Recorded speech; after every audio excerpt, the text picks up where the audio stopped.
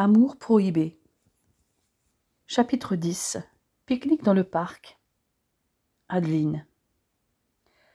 Ce dimanche 6 juin, les températures ont bien baissé, et ce, depuis quelques jours, mais elles restent douces.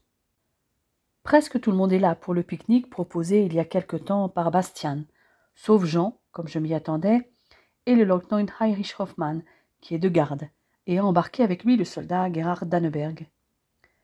Grâce aux denrées que le capitaine a rapportées, ainsi qu'aux ressources du jardin, Josette a pu faire des merveilles.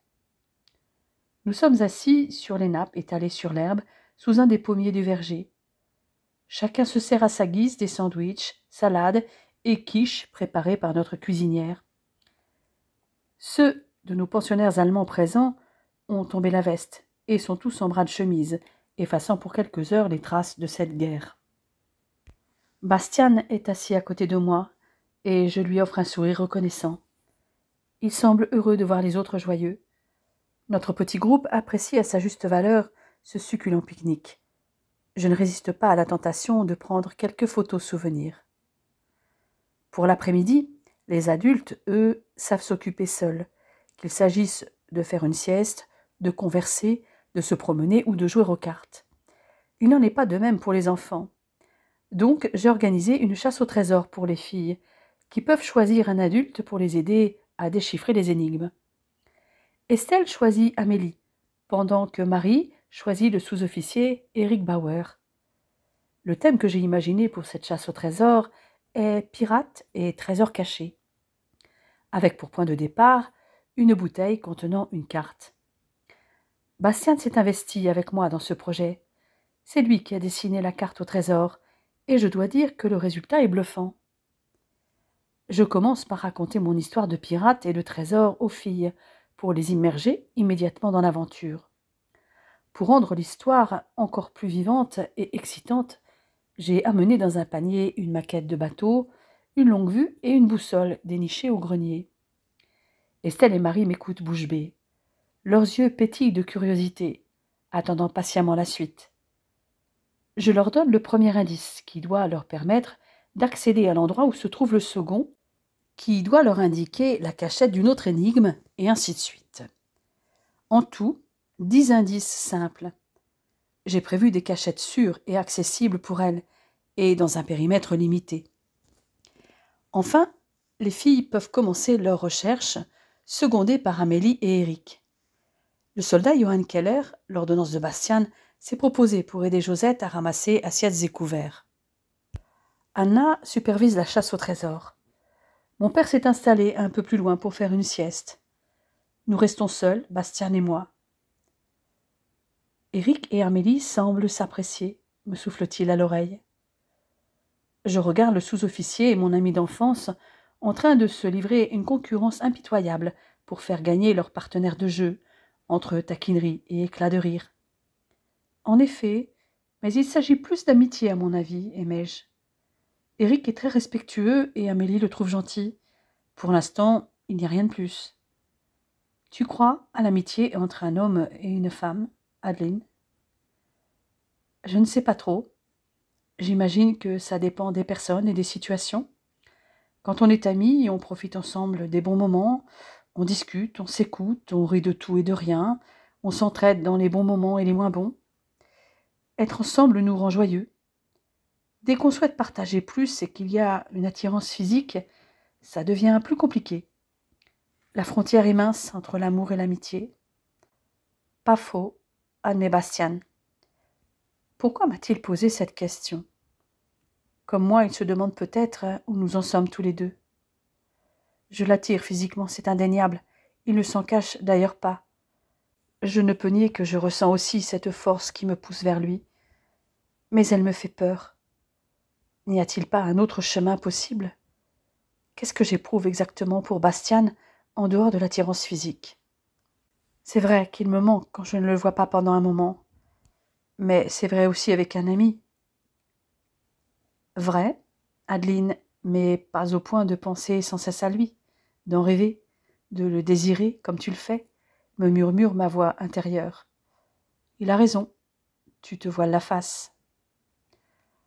Josette et Johan sont de retour. Mon père, déjà réveillé de sa sieste, leur propose de jouer à la belote. Bastian m'entraîne dans une promenade dans le parc. Il tire une cigarette de son étui et la glisse entre ses lèvres avant de l'allumer.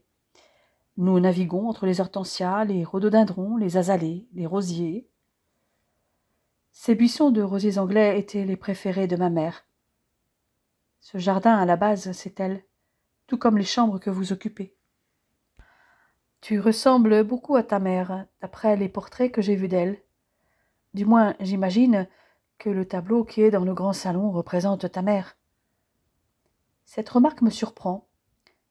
Que cherche-t-il à savoir? Oui, c'est bien elle.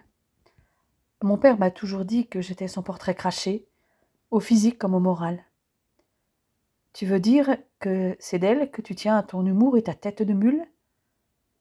Non, répliquai-je. Enfin, je ne sais pas. Mon père prétend que, comme elle, j'ai le flair pour repérer les personnes auxquelles on peut faire confiance, mais que j'ai aussi tendance à préférer voir leur côté positif. Tiens donc, je serai donc l'exception.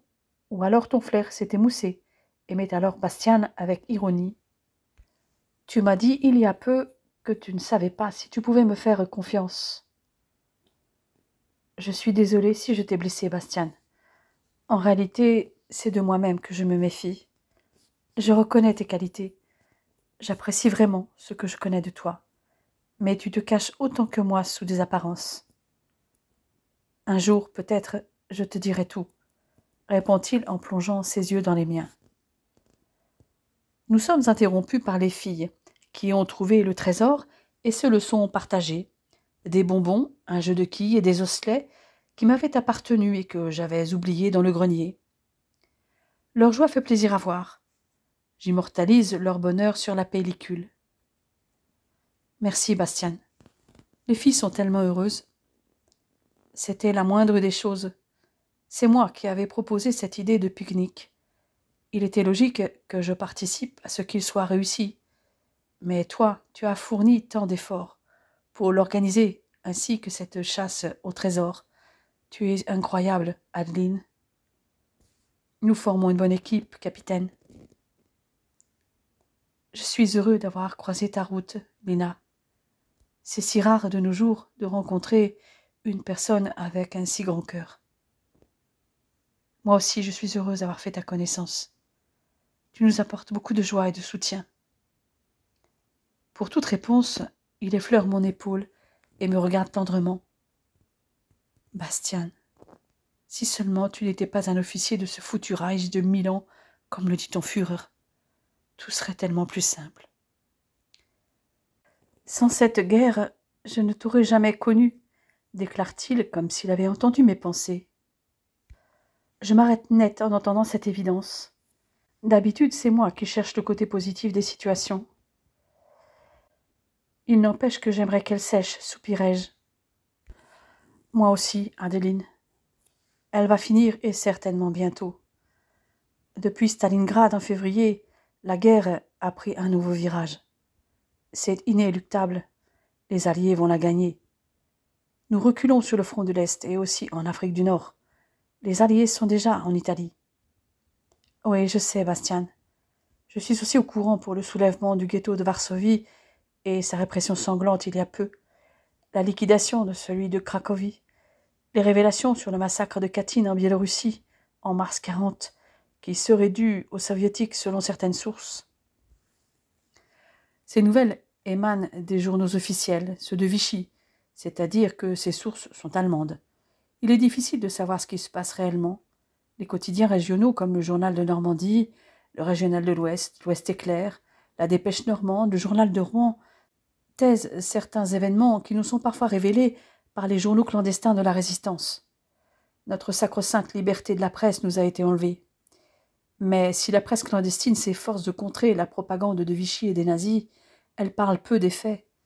Les informations sont loin d'être objectives d'un côté comme de l'autre. Les uns veulent nous faire avaler l'idéologie nationale-socialiste et les autres réveiller notre esprit patriotique. Ces sources ne sont pas très fiables, ajoute Bastian. Toutefois, Katyn se trouvait bien dans la zone soviétique en 1940.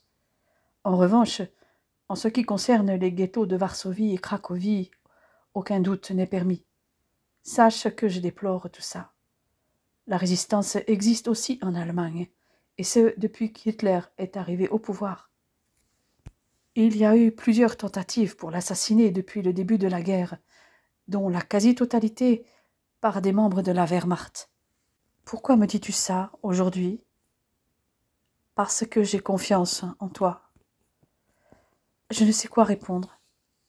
Cet homme avec lequel je me sens si bien reste une énigme. Mais ne m'a-t-il pas dit qu'un jour il me dirait tout? Peut-être. Et moi, suis-je prête à me dévoiler? Je mets fin à mon dialogue intérieur en regardant Bastian à travers l'objectif de mon Leica. Fais-moi un sourire, s'il te plaît. Il se plie à ma volonté et je prends une photo de lui, seul. J'aurais au moins un souvenir. J'ignorais que tu aimais la photographie. Tu ne connais pas tout de moi non plus, capitaine. Je ne sais pas si tu es doué, mais tu utilises du très bon matériel, de qualité allemande, évidemment. Moqueur, lui lançai-je en lui donnant une bourrade. Je te montrerai le résultat quand la pellicule sera terminée et que j'aurai développé mes photos. Parce que tu les développes toi-même, s'exclame-t-il. Oui, monsieur, ça t'épate, hein? Il ne répond pas à ma boutade et se contente de me sourire.